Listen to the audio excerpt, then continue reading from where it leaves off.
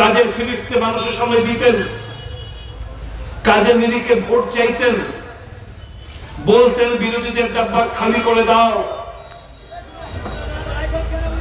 যদি মানুষ আমাদেরকে প্রত্যাখ্যান করত, আমরা নত জানু হয়ে তা স্বীকার করতাম, কারণ মানুষ হচ্ছে আসল।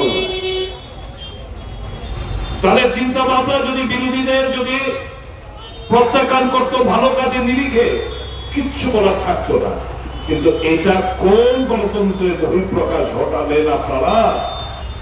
কাজের ফিরিস্তে মানুষের সামনে দিতেন, কাজের নিরিখে ভোট চাইতেন, বলতেন বিরোধীদের ডাব্বা খালি করে দাও।